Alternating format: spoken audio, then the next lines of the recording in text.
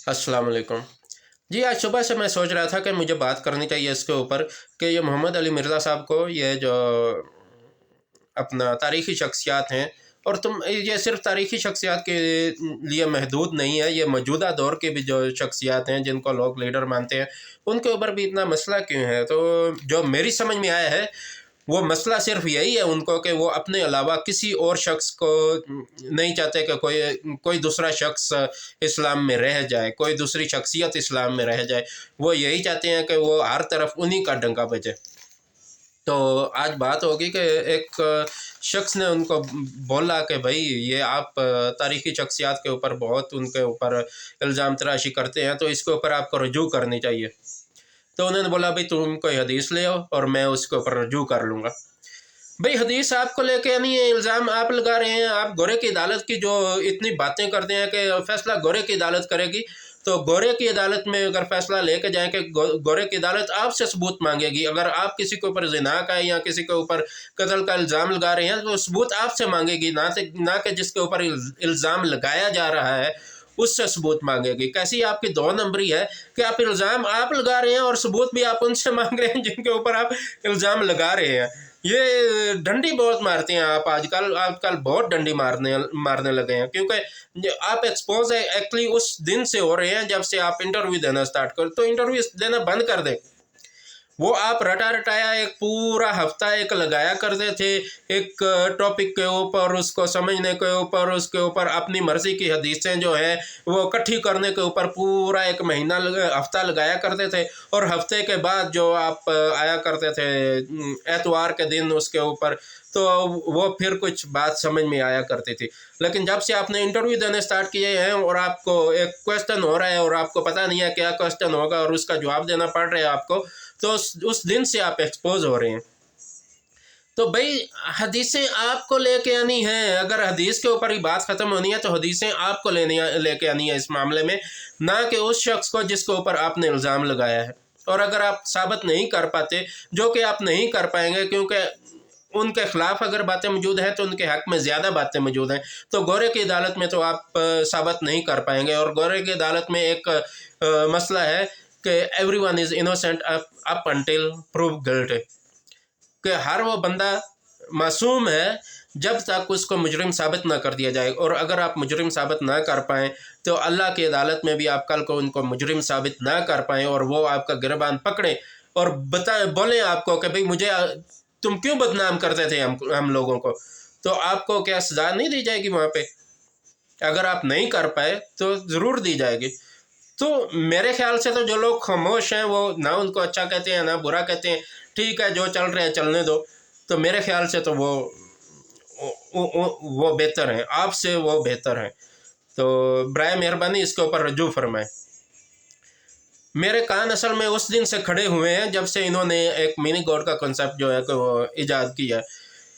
असल में ये इनकी ईजाद ही है, इन्हीं की ईजाद है। ये इससे पहले कहीं भी हमने नहीं सुना ये मिनी गॉड का कंसेप्ट। मिनी गॉड का कंसेप्ट कुरान में जब आया तो वो काफिरों के बारे में आया है कि वो लोग कहा करते थे कि भाई वो बड़ा इलाह तो है लेकिन उसके नीचे ये छोटे छोटे इलाह भी हैं। ये किसी को उसने समुद्रों को कंट्रोल करने की ताकत दे दी, किसी को उसने रिज़्क़ को खजानची बना दिया अपना, किसी को कोई उसने दे दी ताकत, किसी को कोई कुछ ताकत दे दी।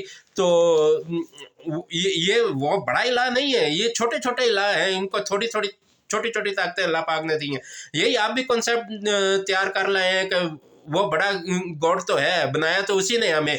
मखलूक और खालिक का तो रिश्ता रहेगा लेकिन हमको भी वो हमेशा की ज़िंदगी वाला और कुन फयकून वाली ताकत दे के तो हमें भी एक छोटा सा इलाह, एक मिनी गॉड या इलाह बना देगा वो। और ये वही काफिरों वाला अकीदा है। ये आपको इसके ऊपर अनकंडीशनल जो है वो करनी चाहिए। इसके ऊपर ये नहीं करनी जी मेरा ये नज़रिया नहीं था, मेरा फलां था। अनकंडीशनल आपको दोबारा से मुसलमान होना पड़ेगा। इस अकीदा रखने के वजह से आपको दोबारा से मुसलमान होना पड़ेगा। और निकाह भी आप करें, जो जैसे आप बोलते हैं चिश्ती चाचू की चाची भी गई, आपकी चाची भी गई, मिर्ज़ा चाचू की चाची भी गई। बहरहाल अभी ये टॉपिक नहीं है, इस टॉपिक के ऊपर दूसरी अलग से वीडियो मौजूद है। ये बताएं कि आप इमरान खान की गढ़ी के ऊपर बहुत शोर मचाते हैं। कि भाई नहीं भाई, इस इमरान खान की जो घड़ी है वो इखलाकी तौर पे इमरान खान को उसका घड़ी लेना ज़ीरो कर देता है। वो उसके इखलाकियात बिल्कुल ज़ीरो हो जाती हैं जब से उसने घड़ी लिया। तो आप जो पेंशन ले रहे हैं जवानी की उम्र में, जबकि आप काम कर सकते हैं, हट्टे कट्टे हैं, आप कहीं और नौकरी कर सकते हैं, आप कोई कारोबार कर सकते हैं, और आप पेंशन के ऊपर बैठे हैं भाई, पेंशन के ऊपर।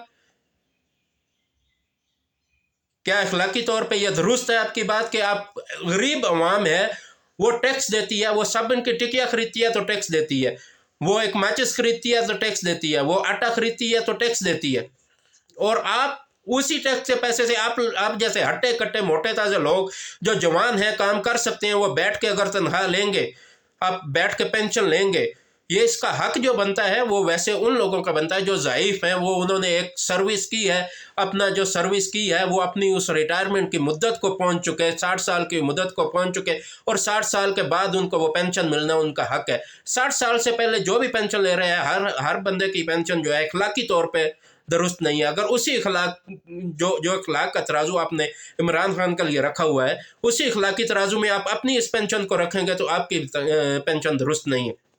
आपको चाहिए कि आप वो वापस कर दें। आप पिछले 5-6 साल से जो ले रहे हैं पेंशन, वो सारी की सारी आप टोटल उसको खजाने में जमा करवाएं और आगे से इसके ऊपर तौबा करें, नहीं लें और जाके नौकरी करें कहीं पे। तो अगर आपको आपकी अखलाकियात ये इजाज़त देती है कि आप इस जवानी की उम्र में घर बैठ के अवाम के पैसे से खाएं, अवाम के पैसे से अपना गुजारा करें, तो आपको क्या तकलीफ है उस घड़ी के ऊपर? अल्लाह पाक समझने की तौफीक अता फरमाए हम सबको। और ये है कि अगर मैंने कुछ गलत बोला है, सिर्फ ये है कि मैं शख्सियत परस्त नहीं हूँ। सुनता मैं था मिर्ज़ा साहब को, मैं भी, लेकिन ये है कि मेरे अंदर शख्सियत परस्ती नहीं है। अगर हमने शख्सियत परस्ती करनी है तो हम दूसरे लोगों की भी शख्सियत परस्ती करेंगे, आपके क्यों करें? आपने तो ये बोला है कि शख्सियत परस्ती ना करो। अगर कोई गलत बोलता है, अगर कोई सहाबी भी गलत है तो उसको भी गलत बोलो, ये आपने बोला है, ये आपके अल्फाज हैं। तो अगर आप गलत करते हैं तो आपको गलत क्यों ना बोला जाए? आप तौबा करें इसके ऊपर। और सबसे पहले तो ये है कि जो मीनी गॉड का आपने कॉन्सेप्ट तैयार किया, उसके ऊपर सबसे पहले आपको तौबा करनी चाहिए, क्योंकि वो बिल्कुल कुफरी अकीदा है, वो काफरों का अकीदा है। काफरों वाला अकीदा रखने के बावजूद आप बड़े मुसलमान हैं, और अगर कोई बंदा किसी दूसरे बंदे को एक ख्वाब ही आ जाता है और वो ख्वाब बयान करता है किसी के सामने, और वो जिसके सामने बयान किया गया वो उसकी ताबीर करता है, तो उसके ऊपर कुफर के फतवे। और आप अगर अपनी वीडियो में जागते हुए अपना खुद से कीदा बयान करें कि जी ये हम लोग मिनी खुदा बन चुके हैं, क्योंकि आपने एक दूसरे वीडियो में आपने ये भी बोला हुआ है कि भाई क्योंकि अल्लाह पाक से जो जिस चीज़ की तवक्को रखता है, अल्लाह पाक बोलता है मैं उसे वो अता करूँगा, और क्योंकि हम तवक्को रखते हैं कि अल्लाह पाक हमें जन्नत देगा, तो हमें अल्लाह पाक जन्नत दे देगा। इस एतबार से हम देखा जाए तो हमें ऑलरेडी जो है वो मिल चुकी है, हमेशा की ज़िंदगी हमें मिल चुकी है ऑलरेडी, हम हमेशा की ज़िंदगी में ही हैं। तो इस एतबार से अगर देखा जाए तो आप मिनी खुदा भी बन चुके हैं। नौज़ुबिल्लाह, अस्तगफिरुल्लाह। ये जो है ये कॉन्सेप्ट जो आपने बताया लोगों को, इसके ऊपर अनकंडीशनल माफ़ी मांगनी चाहिए, बोलना चाहिए कि ये बिल्कुल कुफरी अकीदा था मेरा, और मैं इससे रजू करता हूँ, मैं दोबारा दायरे इस्लाम में दाखिल होता हूँ। अल्लाह पाक अमल करने की तौफीक अता फरमाए, और अगर मैंने कोई बात गलत किया तो मेरी रहनुमाई फरमाए प्लीज़। जज़ाकल्लाहु खैरन।